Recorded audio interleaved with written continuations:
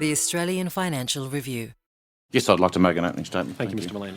I'm aware of an email that's going around that's basically saying, this is your chance to get rid of Volandis, so make up whatever you can, put a submission in, doesn't matter if it's the truth, doesn't matter if it's lies, but just smear him. That was Racing New South Wales Chief Executive Peter Volandis, appearing before an inquiry last August into the proposed sale of Sydney's Rosehill Gardens racecourse.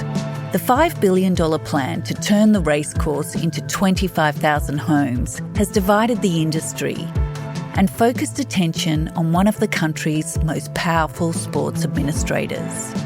Now the sporting world is buzzing with speculation about how long Volandis can stay at the top of both racing and rugby league. I think that there's very clear questions to answer about whether anyone should have this much power over the course of two massive industries that both make hundreds and hundreds of millions of dollars every year. Welcome to The Fin. I'm Lisa Murray.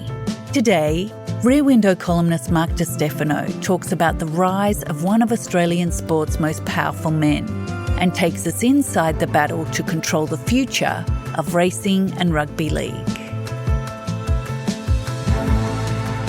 It's Thursday, May 1.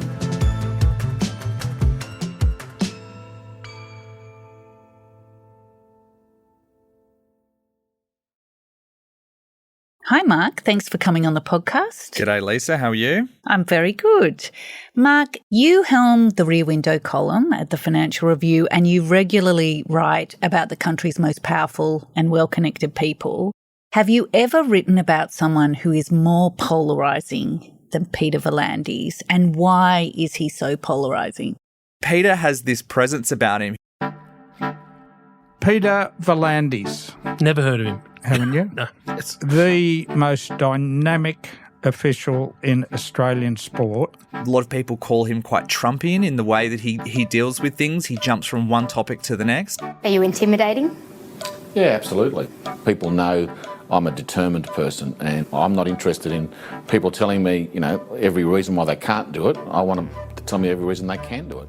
People that don't like him really don't like him. If my ego was out of control, I wouldn't be doing this. I'm not looking for adulation. And the people who love him laud him as a one-of-a-kind visionary. Peter Volandis is the bravest leader in Australian sport and one of the bravest leaders in, I think, the wider culture.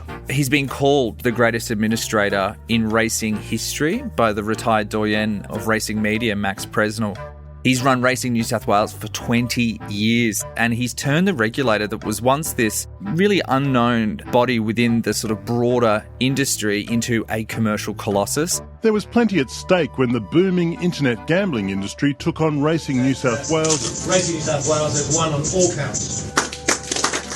He came up with the Everest horse race, which is the richest horse race in Australia and one of the richest in the world. So we called it the Everest and it started at 10 million and most of that came from the slot owners, and then we have been able to increase it to 20 million because of all the revenue that's generated itself. That's made him really a household name in New South Wales, but it's fair to say his national profile really didn't take off until he took over the National Rugby League in 2019 and then obviously came the COVID lockdowns in 2020. When everyone was locked down during COVID, there was this hunger to watch live sport. But that was until the NRL, led by Peter Volandis, really stepped into the breach and became the first contact sport in the world to get back onto the TV screen. The game is back. Cam, one man is being hailed as rugby league saviour. Yes, Peter, and that man is Peter Volandis. And, the man behind it, Peter Volandis, without his ability to lean on all of his contacts in the media and in politics, it wouldn't have happened. And so Volandis is also responsible for taking rugby league now to Las Vegas. Peter Volandis, welcome to the show. Have your feet touched the ground yet? Yes, unfortunately they have, but I want to go back to Vegas. It was that good. And negotiating this huge $600 million from the Australian taxpayer to put a new team in Papua New Guinea. Rugby league is PNG's national sport, and PNG deserves a national team. So this rugby league role now really has taken him from a New South Wales-based racing administrator to the national stage and really made him a household name. So when did Volandis first come across your radar? So I remember 2.5 years ago when I first came back from London and I was reporting about media, and Gil McLachlan, who was then the head of the AFL, did this mammoth $4.5 billion deal with the broadcasters to sell the AFL rights over the next decade. And I wrote a pretty detailed story about that, and especially how that put pressure on the NRL and the Rugby League led by Peter Volandis.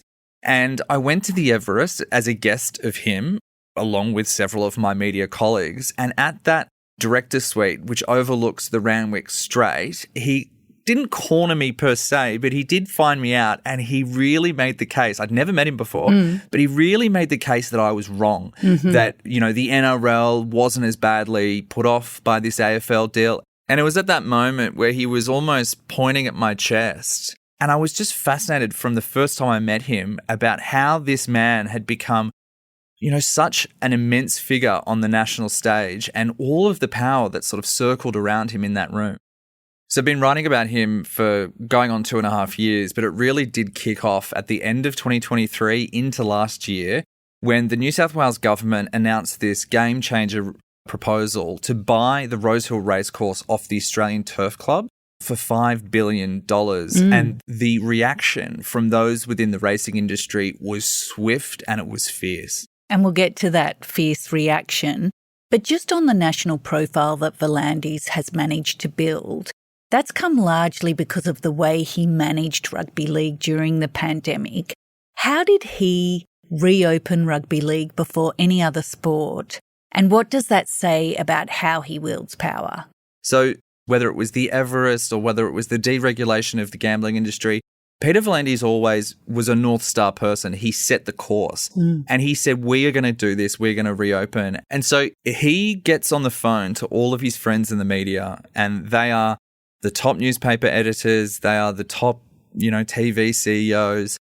And he essentially is like, we're all in this together. If you help me, I'll help you. Let's open this game. So he renegotiates the contract with Nine, which is the broadcaster of the NRL. He also starts getting those media friends to lean on the politicians. And the Prime Minister at the time, Scott Morrison, was himself a fan of the Cronulla Sharks. So he was a rugby league fan. And the state premiers were just hearing more and more and more front pages, stories on the news. And this was classic Peter style. Even if people doubt you, there are ways to convince people, and you can convince other stakeholders around you, and everyone can start looking around and saying this actually might be a good idea. And in the same ways that he exercises power with regards to that rugby league COVID era, you can see that template really being used for the sale of Rosehill Racecourse. There's a lot of doubters and a lot of detractors out there. And he thought if he could just steamroll his way into convincing enough people, then he would get his way. So let's talk about the Rosehill deal. Proponents say it will bring much-needed homes to New South Wales, but it's been so controversial within the racing industry. Why are people so opposed to it? And why is Volandis the villain in this story?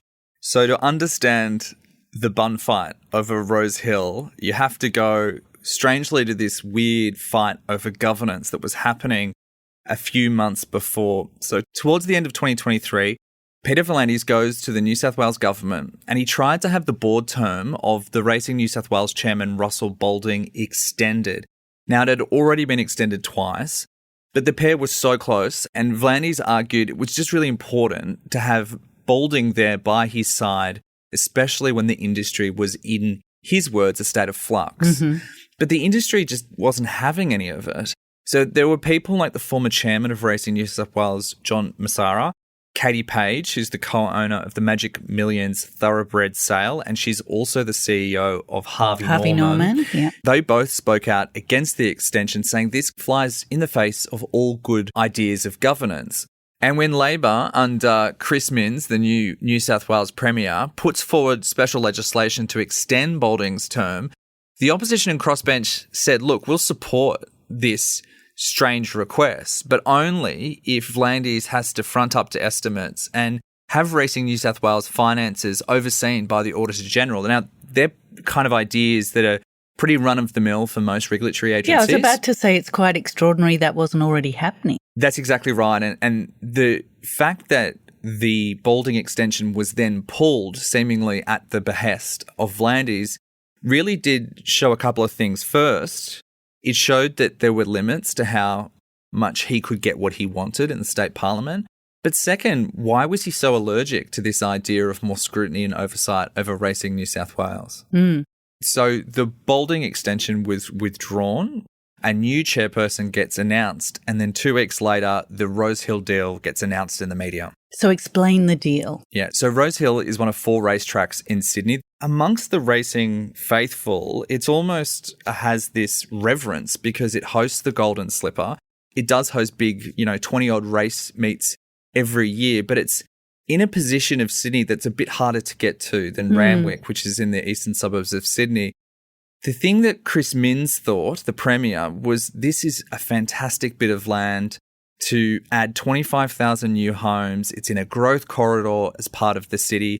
And this would be a legacy project that we'll be talking about for decades of, transforming a racetrack that Peter V'landys considered, quote unquote, a declining asset and turn it into something that would increase the amount of housing supply in a corridor of Sydney that has seen the most population growth over the last 2 decades. It was the Australian Turf Club that was actually selling Rosehill Racecourse, but V'landys, as regulator and head of Racing New South Wales, everyone knew that the deal had his blessing. That's right, because this would be such a big project with regards to so much money. More than $5 billion of taxpayer money would be coming into the Australian Turf Club that Peter V'landys said, well, us as the racing regulator needs to have oversight on how that money would be spent. But all of the people that had been galvanised by the Balding extension almost were in place by the time the Rosehill deal gets announced.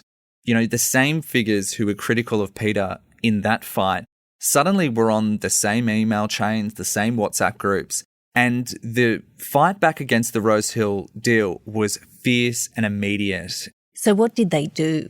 So much the bad blood that is seeping out of the racing industry comes to a head at a February meeting of the Australian Turf Club, where there are trainers that just go absolutely off their trees at the Australian Turf Club leadership for going forward with this proposal.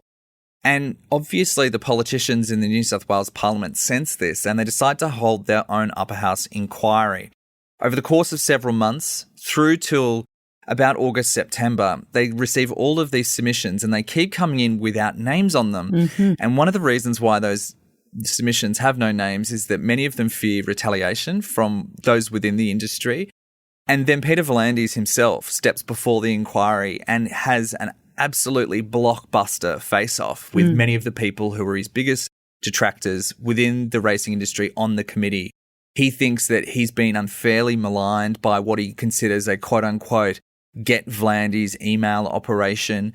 And with all of that anonymous whistleblower evidence that was coming into the inquiry then releases its report at the end of last year.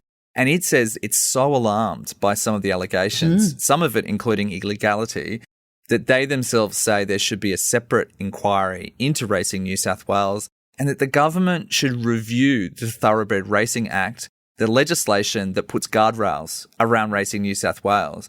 And it was at that point that I received some testimony that really did surprise me and open my eyes to how bad things had gotten within the industry from a very, very well-respected and prominent horse breeder named Vin Cox. That really set me off on the reporting of the story. Cox told the inquiry about this really explosive boardroom stoush that he had with Peter V'landys back in 2023. His version of events goes that Peter exploded in swearing and rage about claims with regards to a conflict of interest that apparently Vin had running some of his horses in Victoria and not in New South Wales. This really is a contested episode, though, because Peter himself says it was actually Vin who blew up at him. It doesn't really matter whose version of events is closer to the truth because Vin was far from okay about what happened in that room and decided to tell this episode to the New South Wales Upper House inquiry. And he said that Racing New South Wales was actually becoming on the verge of the next Qantas, what he saw as a really well-respected institution whose success was now being tarnished by an unaccountable CEO.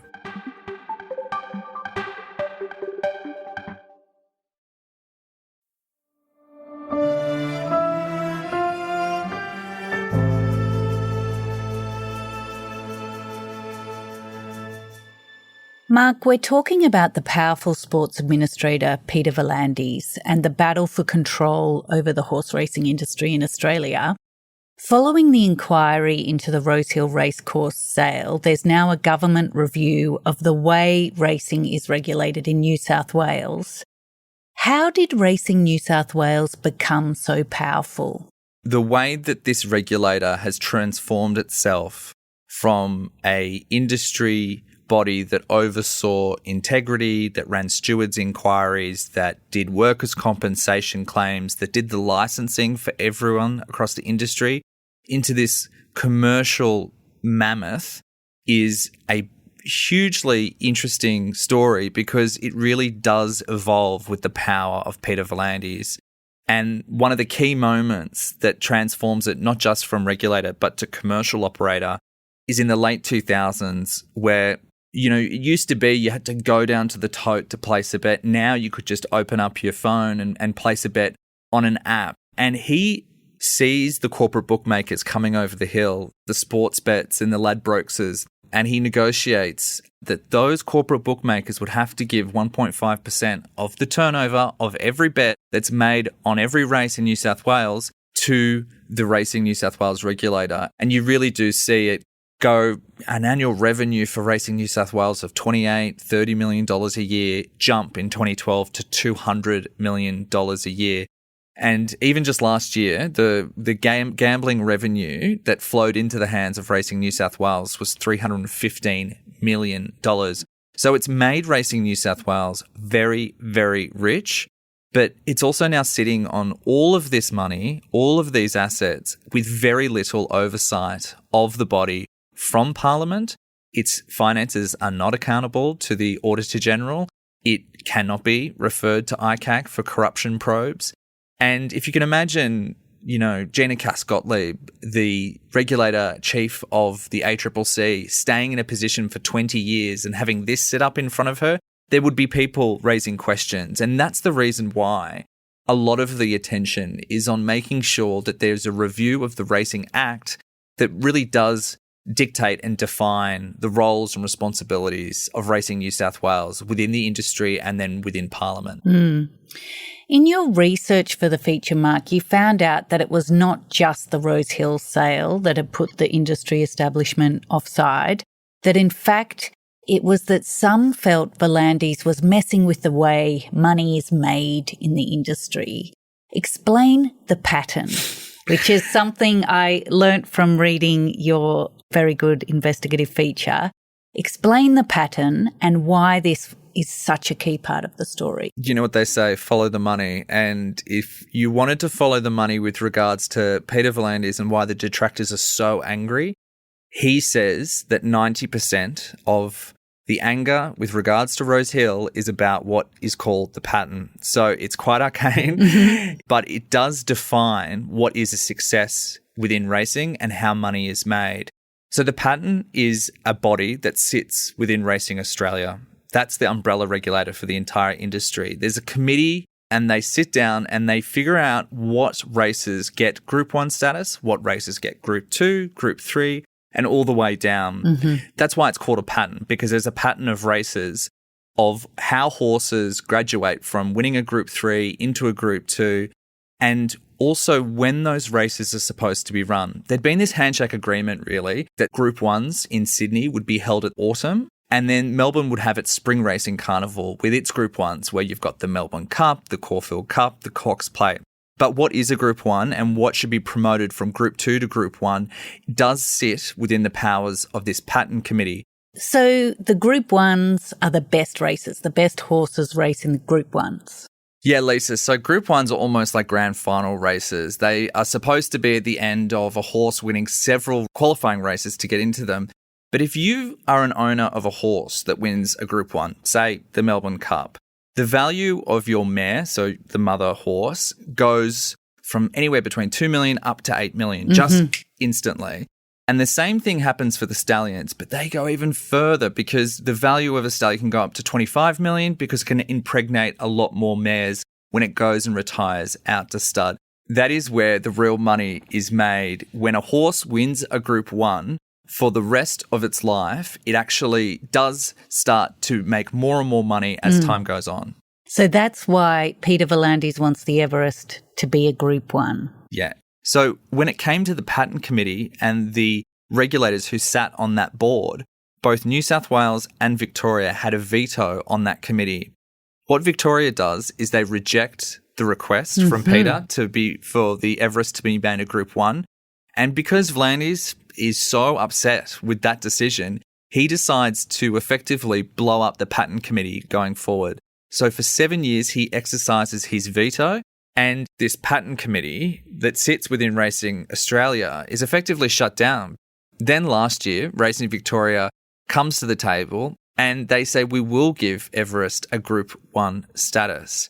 If you talk to Peter now, he will tell you the criticism now that he is getting for Rose Hill is actually about what happened with the patent over those last 7 years. It's about the money.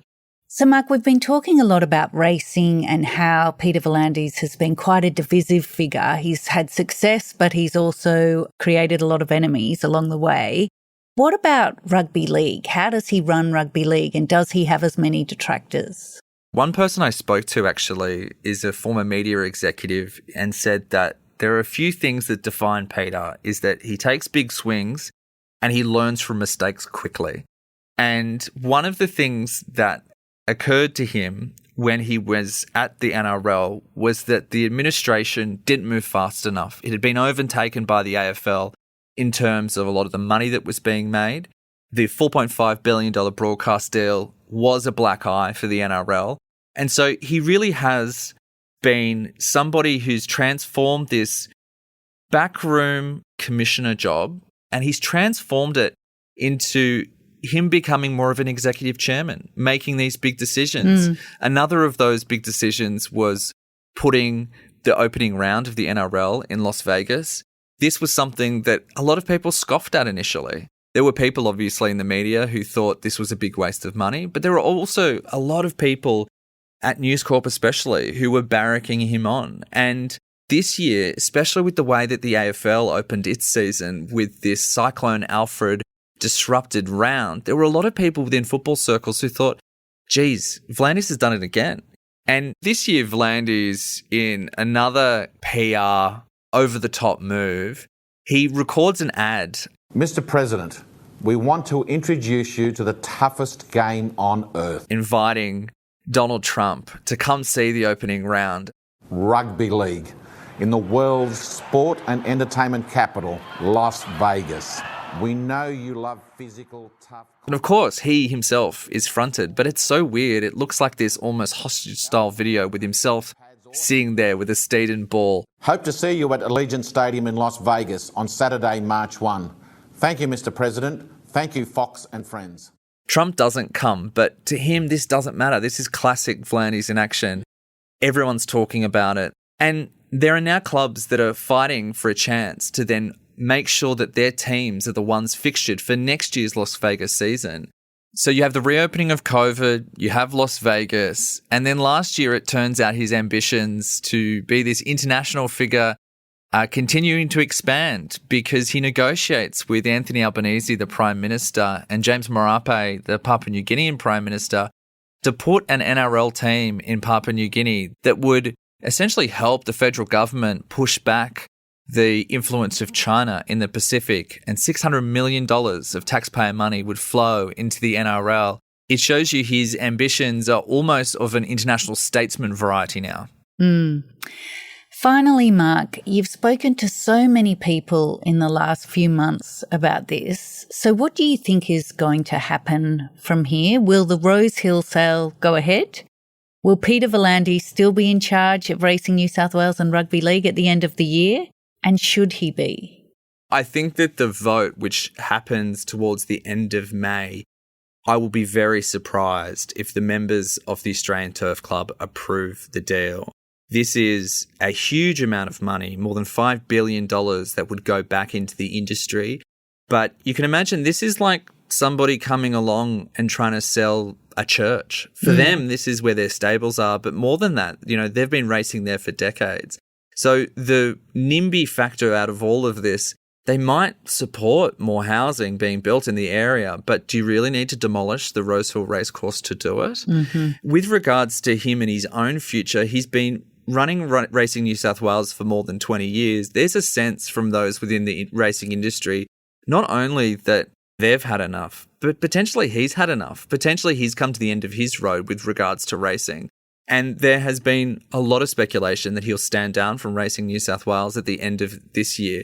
But if you think about it for him, he's already running the NRL. The NRL gives him so much influence and that national platform that he really does seem to relish, that household name factor that racing could never do for him. So he's 64 years old now. I would not be surprised if he were to stand down from Racing New South Wales and really double down on his time at the NRL. A lot of the conversation around his future will be coming down to A, Rosehill, but B, the review of the Racing Act that could change the way that the CEO of Racing New South Wales is held accountable. I think that there's very clear questions to answer about whether anyone should have this much power over the course of two massive industries that both make hundreds and hundreds of millions of dollars every year. He leverages one off against the other, and he would argue that everybody wins. But I think that there are real questions over whether anyone should have this much power in the Australian sporting landscape. Thanks, Mark. Thanks.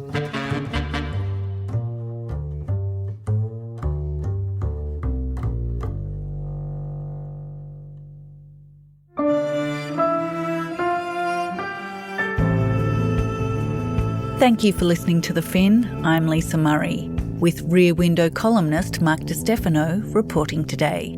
The Fin is produced by Alex Gow. Lap Fan is head of podcast. Fiona Buffini is head of premium content. Our theme is by Alex Gow. Audio of Peter Volandi's testimony to the New South Wales Senate inquiry was supplied by the Parliament of New South Wales. If you like the show and want to hear more, follow us wherever you get your podcasts and consider rating and reviewing us as it helps others find us.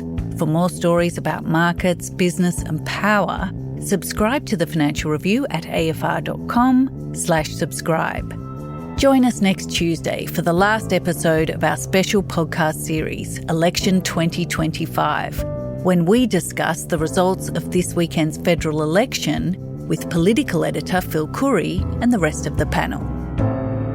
See you then.